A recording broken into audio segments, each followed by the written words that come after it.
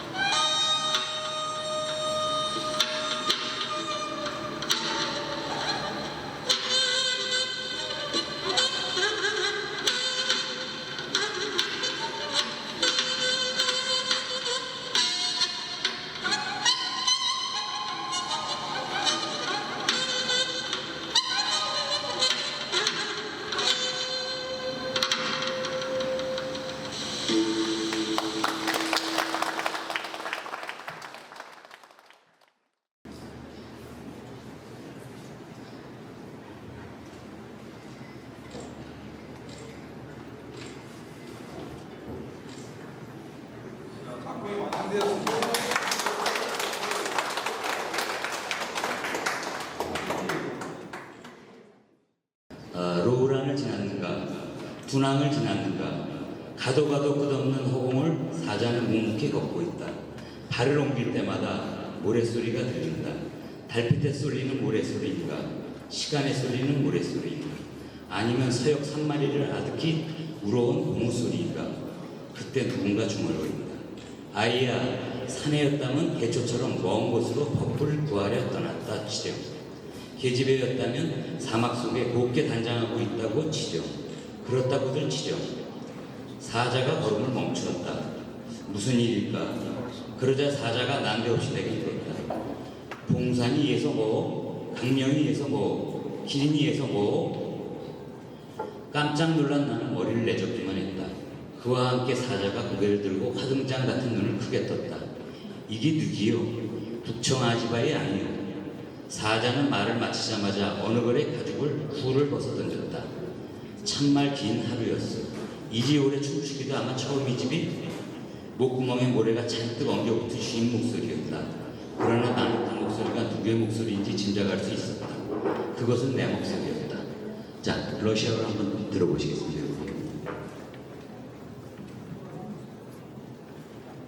Я шел через Роулан, я преодолел Дунхуан. Лев шагал по бескрайней пустыне. Передвигая ноги, он слышал шелест песка. Этот звук напоминал ему плеск ручья в лунном свете. А может быть, это был плач Бунху, зарастившийся за 1000 лиг к западу.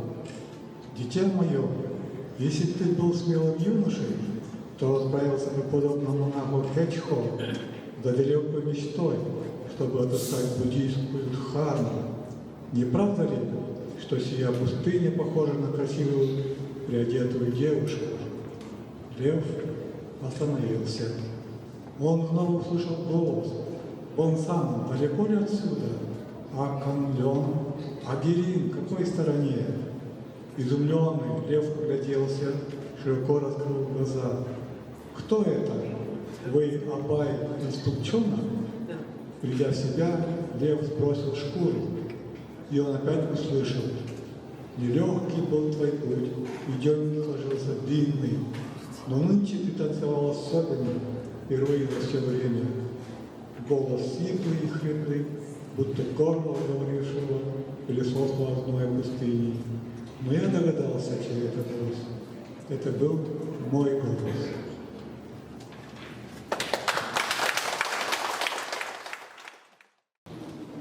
바다는 늘 첫 경험이다.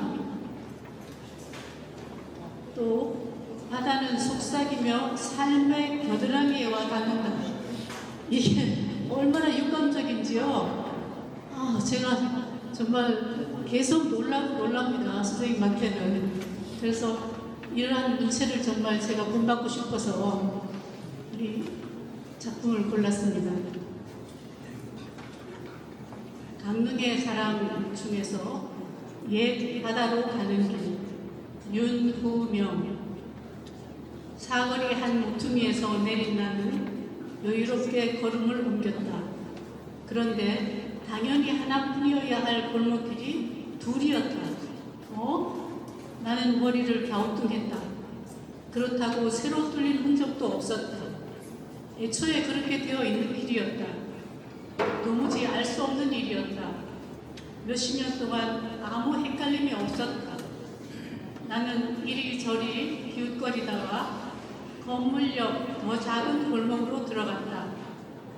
나무로 얼기설기 짠 허름한 문이 반쯤 열려 있었다. 사립작에 가까운 문 안쪽의 텃밭은 예전 우리 집 텃밭과 거의 다를 바 없었다. 나는 감자꽃을 보았다. 곧 울타리 콩 꽃이 피리라. 걔 누구요? 목소리를 듣고서야 나는 아차했다. 주인의 허락 없이는 이미 나는 문 안쪽으로 들어서 있었다. 저 실은 나는 털어놓았다. 저 고향에 와서 전에 살던 집을 찾는 사람입니다. 그런데 골목 자체가 헷갈려서 얼마 전에 어머니가 집 앞에서 찍은 사진을 나는 또렷이 기억하고 있었다. 그 사실도 그에게 밝혔다. 어머니는 반소매 블라우스에 통넓은 치마를 입고 가방을 들고 건물 앞에 서 있었다. 화장품 가게의 간판이 뒤에 보였다. 그러나 그는 내가 말하는 화장품 가게를 부인했다. 화장품 가게 없어요. 내가 태어나서부터 여기 산 사람인데. 그만 바다로 가고 싶었다. 바다로 가는 길은 어디지? 바다는 늘 첫 경험이다. 바다는 속삭이며 삶의 겨드랑이에 와 닿는다. 하지만 나는 내 집 앞의 골목길도 잃어버렸다.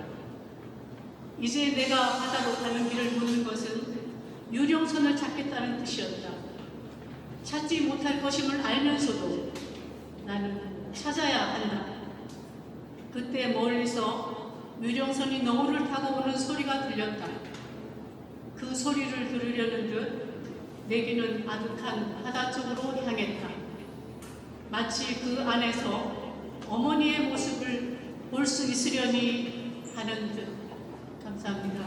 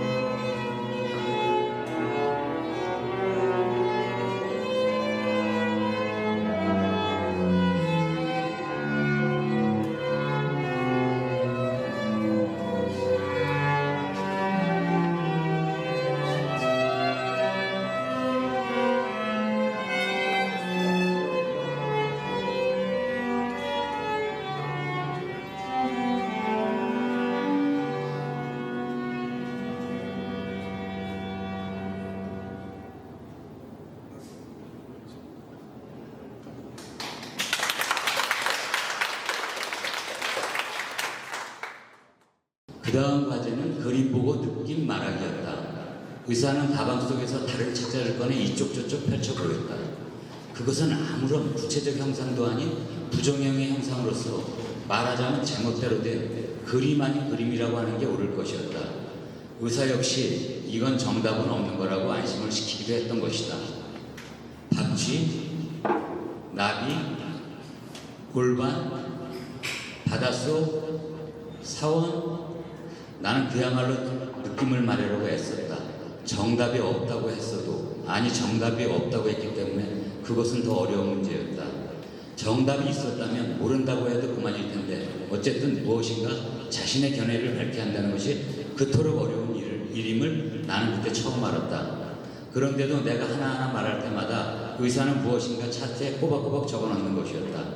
의사가 적어놓는 것을 보면 나는 그가 내 존재의 비밀을 나보다 더 잘 알고 있으리라는 기분 나쁜 느낌에 사로잡히기까지 했다. 끔찍한 일이었다.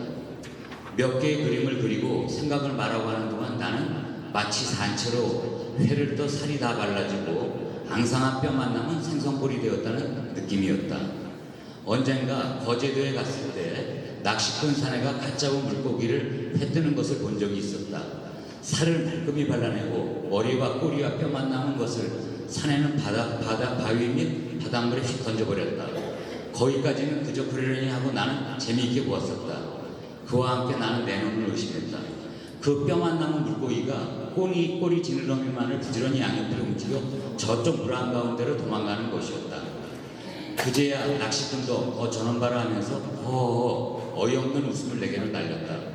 나는 마지못해 따라오긴 했던 것 같다. 그러나 그것은 귀엽고 내가 못 볼 것을 보았구나 하고 낙담하고 있는 모습을 그에게 보이기 싫어서 웃어준 웃음이었다. 그 뒤로 나는 전혀 관계없는 장면에서도 종종 그 물고기의 물골이 떠오르곤 했다. 그림들과 씨름하며 심리검사를 마치고 나오면서도 나는 어느 결에 그 물고기의 몰골을 머리에 떠올리고 있는 나를 발견하고 여간 씁쓸하지 않았다. 감사합니다. 저는 윤두면 선생님의 많은 작품 중에서 그 전집에 있는 바오밥 나무의 학교를 골랐습니다. 왜냐하면 선생님께서 그 한글을 사랑하는 깊은 마음을 이 책에 온전하게 다 담지 않았나 그런 생각을 해서 이 작품으로 골랐고요. 저는 여기에서 나오는 마지막 장면을 읽겠습니다. 불이 밝지 않아서 서서 읽겠습니다. 그녀는 없다는 것뿐만이 아니라 그녀와 함께 이곳에 왔었다는 사실조차도 없었던 일처럼 느껴졌다. 그녀의 존재마저도 가공의 인물 같았다. 아니면 우리는 역시 서로 다른 별에 살고 있는 사람이었는지도 모를 일이었다.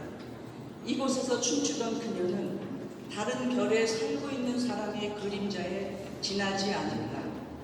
그녀를 찾아 그곳까지 온 것 자체가 부질없는 일이었다. 그곳이 그녀와 함께 들렸던 장소라고도 믿기 어려웠다. 나는 어디론가 가야 한다고 생각했다. 그러면서도 한동안 엉거주춤 앉아있다가 한 곡이 끝나기를 기다려 밖으로 나왔다. 어둠이 짙어지고 차들이 질주하고 있었다. 그녀는 섬에 그대로 있을 것이다. 그녀는 이미 그날 밤 그녀 몫의 춤을 다 추었다. 낚싯줄을 던지는 소리가 가냘프게 허공을 갈랐다.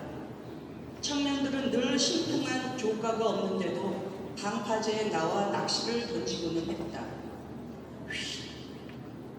또 한 사람이 낚싯줄을 힘껏 던졌다. 낚싯줄이 날아 사라진 하늘을 바라보았다. 물새 한 마리가 섬 기슭을 바삐 날아가고 있었다. 무슨 이름의 새일까? 갈매기가 아닌 처음 보는 새였다. 섬에 날아온다는 천연 기념물인 아비일까? 아니면 신천일까? 바달새일까? 그런 것들도 아닌 바다 비둘기의 일종으로 보였다. 그러자 퍼뜩 어떤 생각이 새 그림자처럼 머리를 스쳐갔다. 이 아이에게 큰 나무에 벼랑 위에 바위밤나무가 서 있고 그녀의 목소리가 어디선가 들려왔다. 한시라도 빨리 가서 아이를 만나야 한다. 바오밤나무 우둥치에 한글 학교를 열고 아이에게 나의 한글을 가르쳐야 한다. 늘 가장 아름다운 춤을 볼 수 있는 마지막 날이 오늘임을 말해야 한다. 그 마지막 날이란 언제나 계속되는 오늘임을 말해야 한다. 뒤돌아서 내려오는 내게 목소리가 들려왔다. 학교를 열어주세요. 나는 목소리가 들리는 하늘 쪽을 바라보았다. 감사합니다.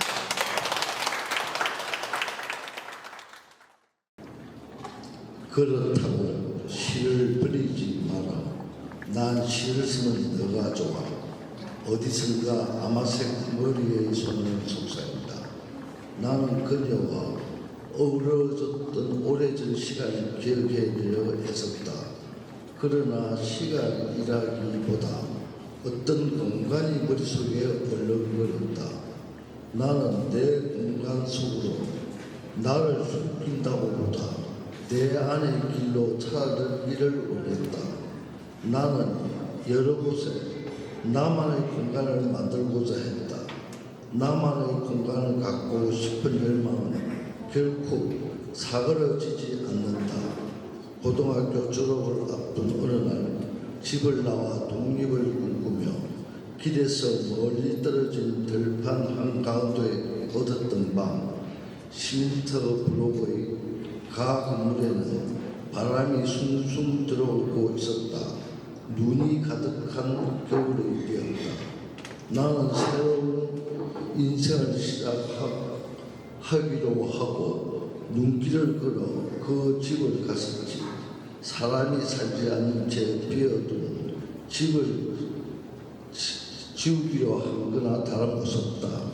한눈에 보아도 날림으로 지은 한 칸짜리 집, 눈뜨핀 들판이 아득히 펼쳐져 있는 한가운데 우뚝 서서 있는 집, 그 눈썹의 빈방 한 칸, 숭숭숭숭, 바람의 소리. 그러나 나는 꿈꾸는 소리였다. 시를 꿈꾸었으므로 모든 걸 견딜 수 있었다. 그 꿈은 나만의 공간에서만 이루어질 수 있었다. 오랫도록 이어진 그 꿈은 여러 개의 공간을 가진 지금도 여전하다. 나는 그 열망에 시달리다. 병적이라고 할 수밖에 없을 지경이다. 그렇다면 내가 지금 가지고 있는 나만의 공간이라는 것은 내가 바라고 있는 그런 곳이 아니라는 말인가? 그럴지도 모른다는 결론에 이르면 잠옷 어려워진다. 특별히 까다롭게 보는 것 같지 않는데 나는 여전히 어떤 공간을 영원한다. 넓고 떳떳한 곳이 아니어도 상관없다. 아니 오히려 내가 충분히 감당할 수 있을 정도의 규모만 있으면 충분하다. 물론 나는 내가 글 쓰고 오만한 그림까지 그릴 수 있는 공간을 가지고 있다. 그런데도 나는 어디 다른 데 또 무엇이 있다면 마음이 설리고 만다. 무슨 결핍증이 나를 놓아주지 않는 것인가? 나는 지난 세월을 곰곰 돌아보지 않을 수 없다. 10대의 어린 사춘기 시절부터 나는 무엇인가 서지 않으면 못 베기는 오랜 시간을 지나왔다. 가슴께 베개를 깨고 엎드려 공책에 서기도 했고 안전뱅이 책상에 조이고 서기도 했다. 어딘가에 또 밝혔듯이 마차를 끌던 말이 차지하고 있던 마구간에 들인 밤 어느 새집 부뚜막에 이어진 자투리 온돌에 엎드려 있기도 했다. 안전자리가 꽃자리라는 말대로 모든 행복한 내 꽃자리였다. 그러나 나만의 방을 향한 내 탐욕은 만족을 몰라. 이제는 여러 곳이 되기도 이렇다.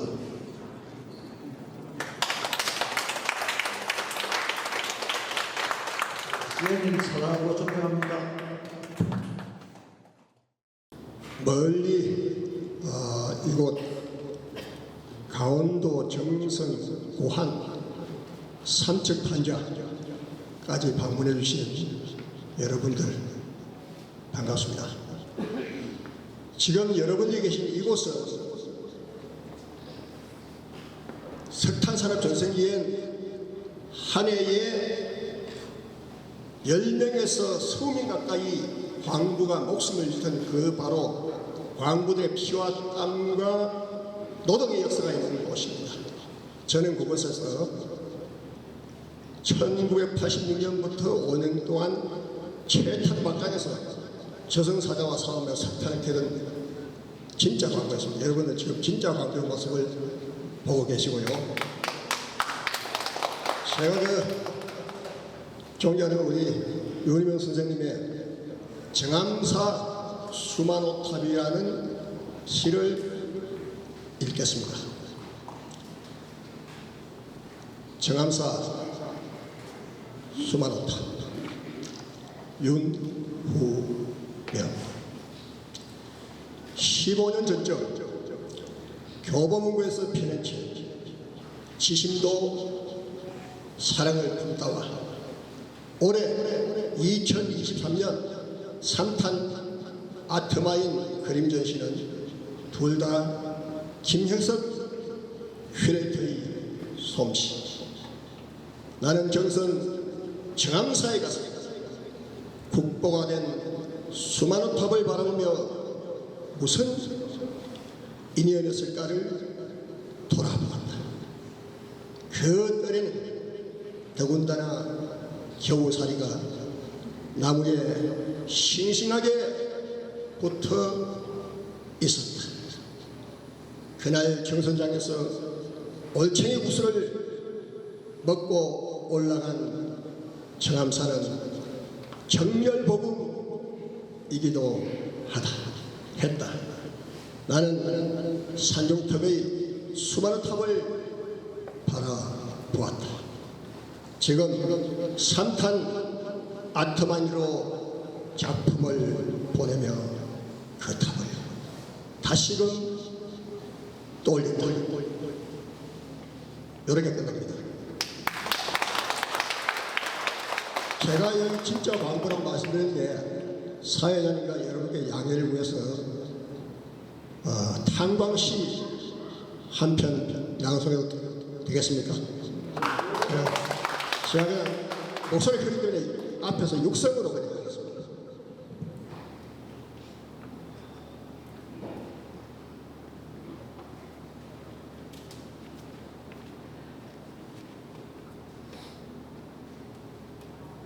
광부 성희지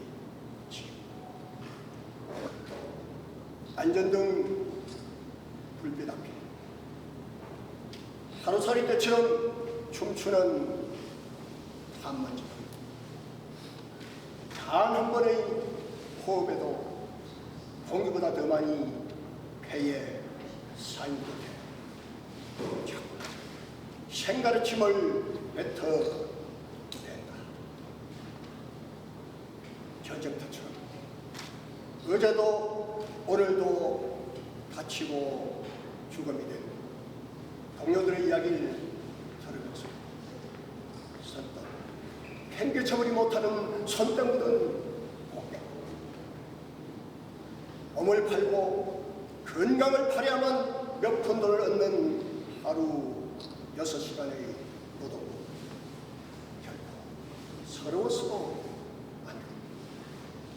자꾸만 눈시울이 켜져오는 건 이마에 닿는 땀방울이 흘러들기 때문입니다.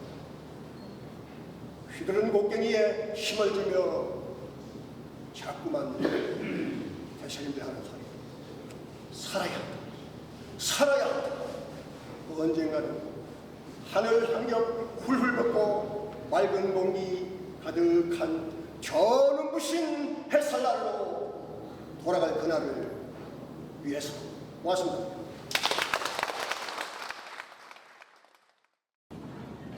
네, 안녕하세요. 고안읍에서 주민자치위원으로 활동하고 있는 최희진이라고 합니다.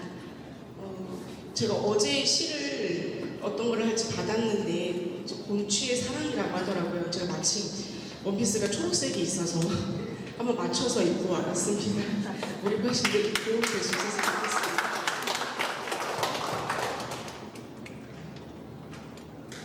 곰취의 사랑, 윤후명. 눈 속에서도 싹을 내는 곰취, 안진부채라고도 부른다. 겨울잠에서 갓 깬 곰이 어질어질 허기져 뜯어먹고 첫 기운 차린다는 내 고향 태백산맥 응달의 곰취 열인잎. 동상 걸려 얼음 박힌 뿌리에 솜니불처럼 덮이는 눈. 그래서 곰취는 싹을 낸다. 먹거리 없는 그때 뜯어먹으라고, 어서 뜯어먹고 힘내라고. 파릇파릇 겨울 싹을 낸다. 눈 오는 겨울밤 나도 한 포기 곰취이고 싶다. 누구에겐가 죄 뜯어먹혀 힘을 내줄 불.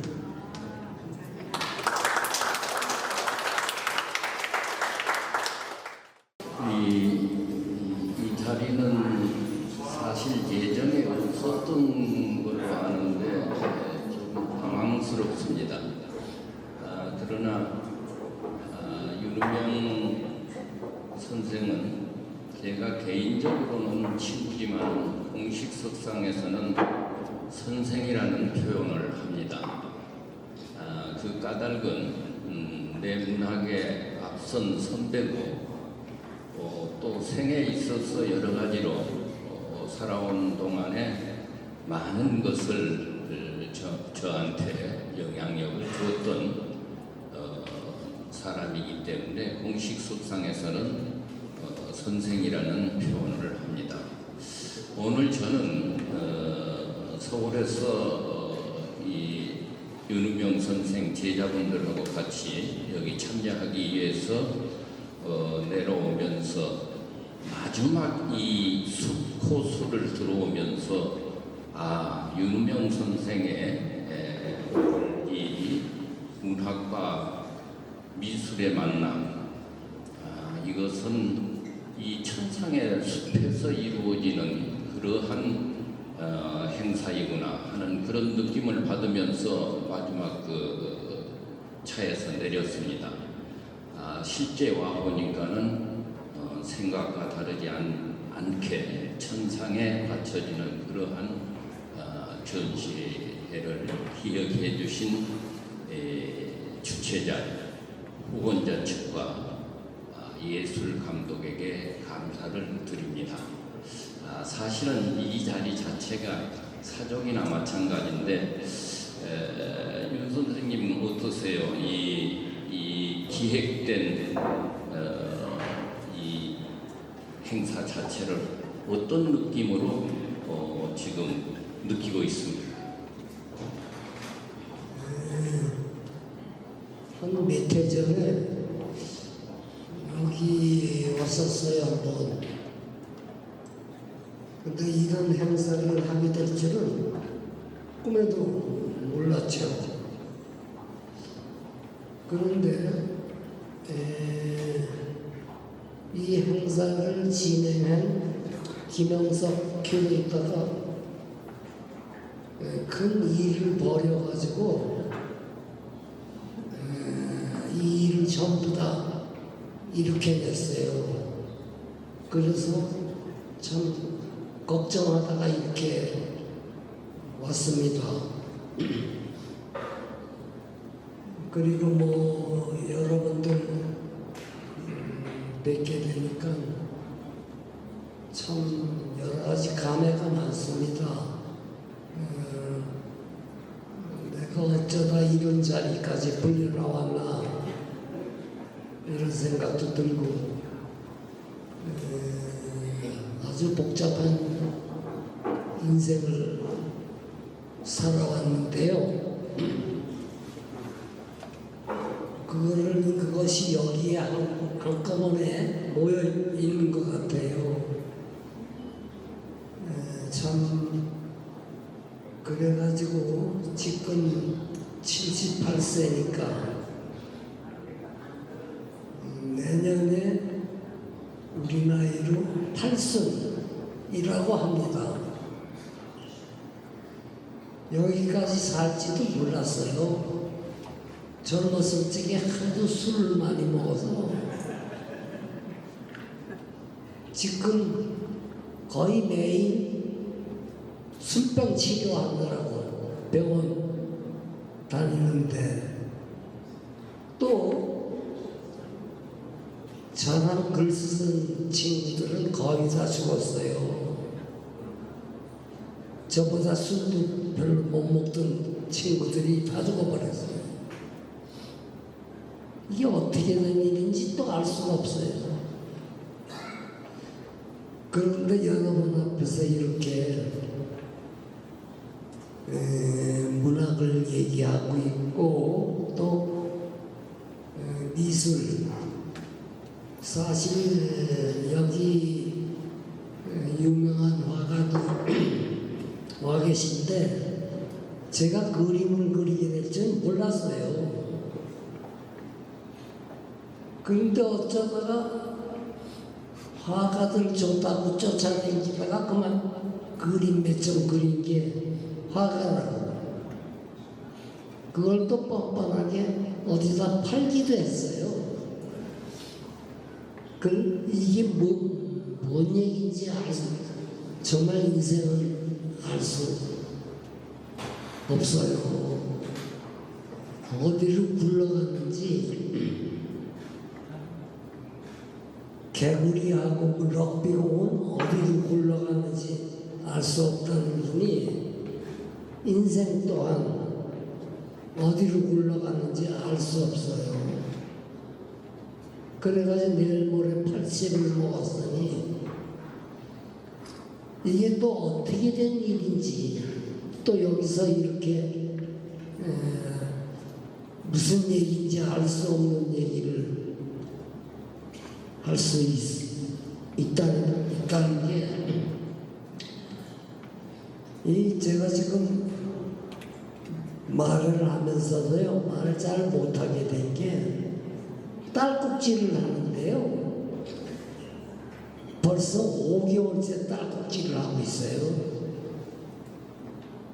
어떻게 사람이 5개월째 딸꾹질을 하나요? 의사들도 몰라요. 이게 내가 어떻게 해서 멀쩡하던 사람이 딸꾹질을 5개월째 하고 있으니 이건 또 무슨 일인가요? 괜히 쓸데없는 얘기까지 다 하고 어쨌든 참 여기까지 왔네요. 시를 먼저 쓰다가 소설을 쓰고 또 그림까지 그리고 있으니 제가 시를 쓰다가요 소설을 쓰고 싶어서 이제 응모를 한다고 어느 신문에 이어령 선생이 심사하는 데가 있어요. 그래서 거기는 피해서 내야지. 나 경향이 틀리다. 그래서 다른 신문 한국일보에 냈거든요. 그런데 이어령 선생이 그게 한국일보로 와서 또 나를 뽑았어요. 이건 또 무슨 인생인가요? 그래서 인사를 갔더니 자네는 앞으로 시를 쓸 건가? 소설을 쓸 건가? 소설을 쓰고 싶습니다. 그래? 그러면 시 때려치우게. 이게 내가 17살 때부터 시를 써가지고 평생을 쓰려고 했던 사람인데 나보고 시를 때려쳐. 그럼 한 가지만 해. 그러면서 하시는 말씀이 나를 보내. 선생님을 자기는 수필, 소설, 평론 5대 다 1등이래 자기가. 그런데 1등을 3가지 하니까 특등이 안 되더라 이거야. 오히려 3등이 되더래. 한 가지만 하면 1등인데 3가지를 하니까 3등 됐대. 나보고 한 가지만 해. 그러면서 이어령 선생님이 누굽니까? 우리나라의 초대 문공장관 하던 또 세상에 유명하신 분 아닙니까? 자기 밑에 있던 사람 보고 자기가 지금 3등 됐대. 하나 따지면 1등인데 1등 3개를 합치니까 3등. 그 얘기 듣고 깜짝 놀랐어요. 이어령 선생이 그런 말씀하신 분이 아니에요. 다 1등이지. 최고지. 하나하나가 최고뿐이에요. 그런데 세 개를 하니까 3등 됐더라. 이게 도대체 제자한테 할 얘기입니까? 내가 보기엔 1등인데 세 개를 1등 세 개를 합치니까 3등이니까 자네는 한 개만 하게. 이런 조언이 어디 있습니까? 이런 조언을 할 수 있습니까? 자기가 3등이라고 그러면서 1등이신 분이 자기가 3등이라고 그러면서 조언을 할 수 있냐고요. 그래서 제가 집에 돌아와서 저는 평생 시를 쓰고 살라고 그랬는데 시를 버렸어요. 시를 버리고 20년 동안 소설을 썼어요. 20년 동안 평생 시를 쓰려던 걸 버리고 제가 문학과 지성에서요 시집의 제1회배변이에요. 첫 번째 책이 나온 사람이에요. 그런데 그 시를 버려서 이어령 선생님의 그 얘기를 듣고 집에 돌아가서 가령 1등인 시를 버렸어요. 20년 동안. 그래서 최근에는 또 그 뒤로 소설을 쓰자 해서 이제 소설 쓰기 시작했지 않습니까? 20년 동안 소설만 썼습니다. 시는 안 썼습니다. 그래서 지금 24년째 소설가로. 그러니 이 인생은 나도 모르려니와 또 여러분한테 이현영 선생님이 저한테 얼마나 아픈 얘기를 했겠어요. 그 아주 최고라고 하는 분이 자기가 3등이다. 이렇게 얘기하자면 이게 뭔 얘기입니까? 그래서 지금 현재 여기에 이르렀습니다. 소설을 그리고 34년째 가르쳤어요. 지금 소설이라는 가르치는 데를 처음 만들었어요. 그리고 나도 모르는 소설을 가르쳤어요. 나 아무도 몰라. 한국 사람들은 소설 아는 사람 없어요. 그러니까 누구나 소설 쓸 수 있어요. 왜? 아무도 모르니까. 소설 쓰는 법 이런 책 있잖아요. 다 거짓말이에요. 그런 거 없어요. 소설 작법 다 거짓말 아니에요. 없어요. 아무렇게나 쓰면 돼요. 지 마음대로 쓰면 돼. 근데 마음대로 쓰는 거를 지금 34년 동안 가르쳤어요. 마음대로 쓰라고 제자들한테 얘기를 하잖아요. 아무도 마음대로 못 써. 겁이 나서. 아니 마음대로 쓰라는데 왜 그래? 못 써. 마음대로 쓰면 돼요. 죄만 안 짓고. 아무도 못 써. 이게 소설이에요. 그럼 소설이라는 게 있느냐? 소설 없어요. 소설이라는 거 없어요. 뭘 소설이라고 그러지 아무도 몰라. 그렇지만 지금 문창가가요 제일 많을 때 50개까지 됐어요. 다 내 제자들이에요. 아무렇게나 쓰라. 이걸 가리키는 거예요. 근데 아무렇게나 쓰지 못해. 그 이상하죠? 알 수 없네. 그러나 그렇게 쓰기만 하면 1등. 아까 이어령 선생의 얘기나 지금의 얘기나 다 통하는 얘기입니다. 똑같은 얘기입니다. 마음대로 쓰기만 하면 돼. 마음대로 못 써. 왜? 누가 잡아가나 해서.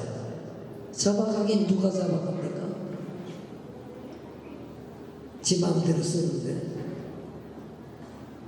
못 씁니다. 누가 소설을 합니까? 아는 사람 누가 있어요? 없어요. 이걸 가리키느라고 30몇 년 동안 내내 똑같은 얘기. 학교 가서 대학원에서도 가르쳤거든요. 가서 아무 공부도 안 해가지고 노트도 없고 마음대로 써. 맨날 똑같아. 마음대로 써. 네 마음대로. 마음대로 못 써요. 마음대로 왜 못 쓰느냐? 자기 마음을 알아야지. 마음을 알아야 마음대로 쓸 거 아니에요. 마음대로 못 써요.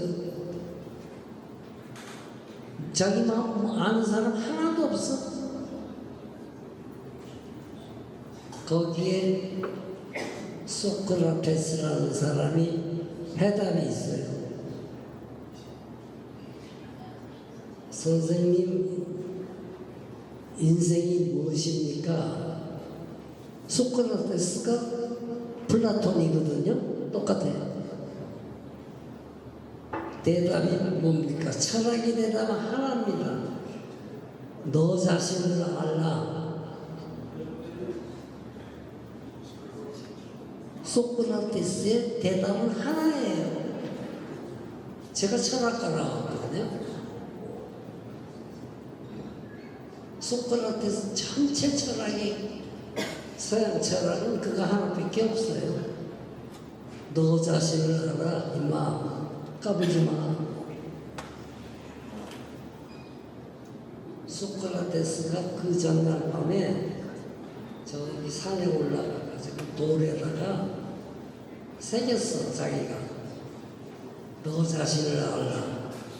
새겼어. 그 제자가 플라톤이 와가지고 선생님 한마디만 가르쳐 주세요. 뭡니까?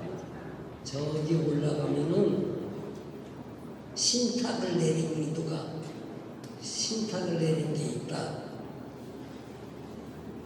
올라가 봤더니 너 자신을 알라. 소크라테스가 자기가 파놓은 거야. 거기 신탁 내렸잖니. 딱 올라가 보니까 너 자신을 알라? 이게 신이 내린 거야, 신이. 이 한마디밖에 없어요. 그리고 소설이 뭐냐? 너 자신을 써. 네 자신을 써. 까불지 말고 왜 남을 쓰고 야다냐? 자기 자신. 이제 내가 강릉 사람이잖아요. 강릉에 스승이 한 분 계셔. 드라마 쓴 신봉순 선생이라고. 신봉수 선생님 아주 조선 왕조에 대해서는 귀신 다 제작해달라고요. 돈 많이 번대 그거 쓰면 드라마. 신봉수 선생이 다 썼어요. 근데 제자가 없는 거야. 그래서 제자를 원해요 다. 그 나보고 와서 쓰라고. 쓰기만 하면 다 된다고. 드라마라는 거는 너 오늘 사람 죽은 거 써라. 3일 뒤에 살아나서 왔다 갔다 하면 보는 사람 모르는데 오늘 죽은 사람을 드라마는 3일 뒤에 살려놓으면 모르는데 아무렇게 써도 돼. 나보고 그렇게 꼬셨죠. 자, 어떻습니까? 소설대로 마음대로 쓰면 돼요. 거짓말. 산에 가서 딱 보니까 신이 내린 무슨 말이 있다. 거짓말이죠. 그래서 다 믿어. 여러분들 내 말 거짓말 아니에요. 쓸 거 없잖아요. 백과사전은 이만큼 맡겨놔.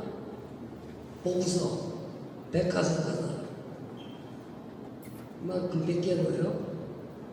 그럼 독자가 와가지고요. 선생님 어떻게 그렇게 아는 게 많으세요?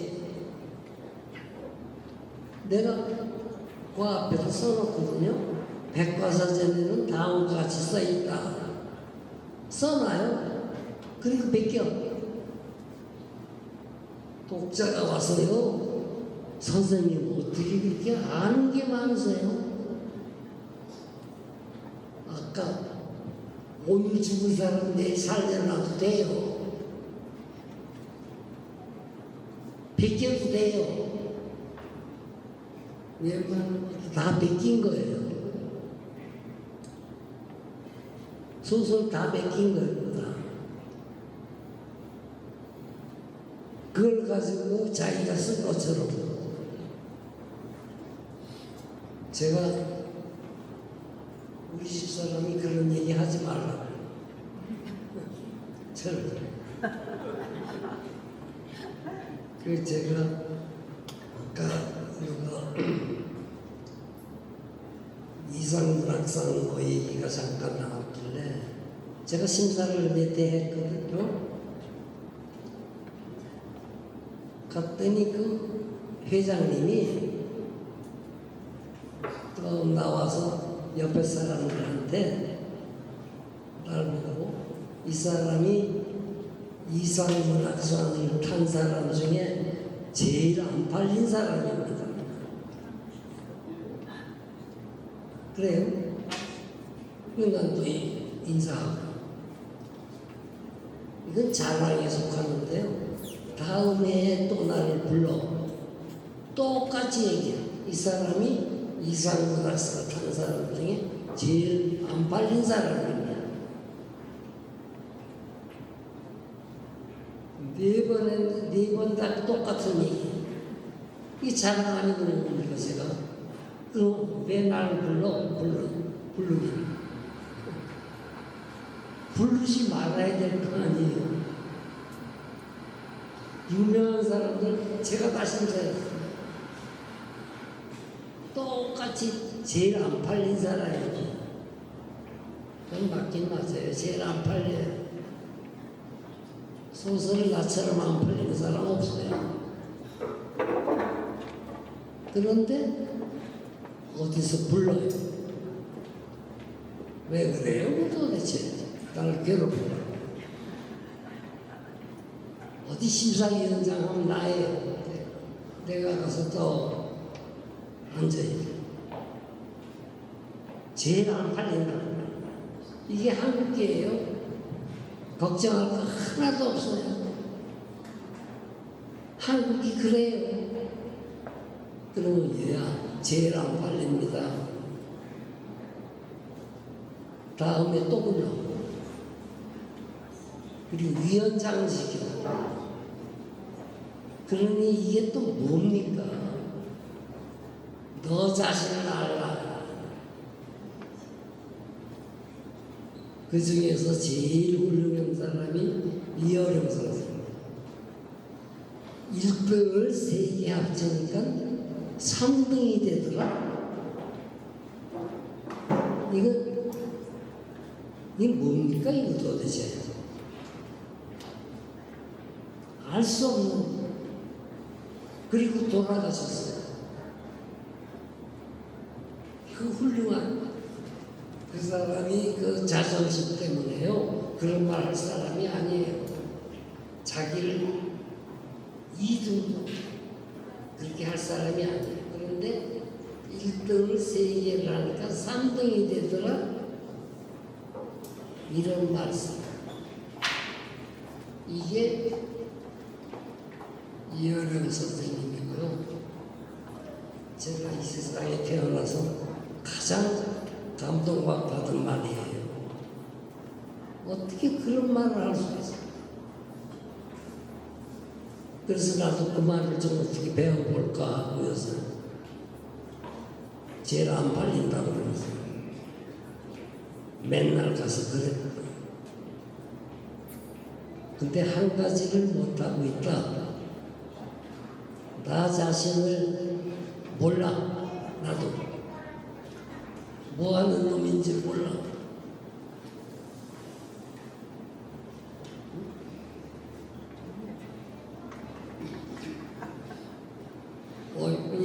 저기 좀 전 어디 가면은요 말 길게 한다고 늘 아예 말도 안 했는데 좀 짧게 해주세요. 늘 그래요. 또 여기 또 왔어요. 말씀 정리해주면 좋을 것 같습니다. 이러니 이게 뭐가 되겠어요? 이런 소설을 쓰고 있는 사람입니다. 끝나도록 하겠습니다. 지금까지 그 윤은영 선생의 정행무진의 얘기가 조금 모호하기는 해도 당신이 살아온 또 당신이 이룬 예술에 대한 모든 정의가 다 들어있는 얘기입니다. 79년도 한국일보 산역이라는 작품으로 이어령 선생 심사로 소설 데뷔를 한 이래 한국 작가로서는 가장 신춘문예 당선 작가를 많이 낸 제자들을 가진 윤은명 선생입니다. 지금까지 이 한국 작가 윤은명 선생의 영향력을 참으로 많은 영향력을 받은 사람들이 좋은 작품을 쓰고 있는 현실에서 오늘 이렇게 시, 소설, 그림에 이르기까지 여러분들이 이 현장에서 보는 예술의 그 깊이를 다시 느끼게 한 윤은명 선생에게 친구로서 감사를 드리면서 조금 종횡무진했던 그 얘기 자체를 여러분들이 더 깊이 새겨주기를 바랍니다. 감사합니다. 이 황청산 소설가는 제가 67년도에 처음 만났어요. 그러니 60년 됐나요? 어떻게 됐나요? 오랫동안 그때는 승복을 입고 있었어요. 그래서 내가 참 좋아했는데 지금 뭐 기독교 쪽에 가가지고 또 왔다 갔다 어쨌든 평생을 이렇게 영혼이 이렇게 만날 줄 잘 몰랐어요. 이상입니다.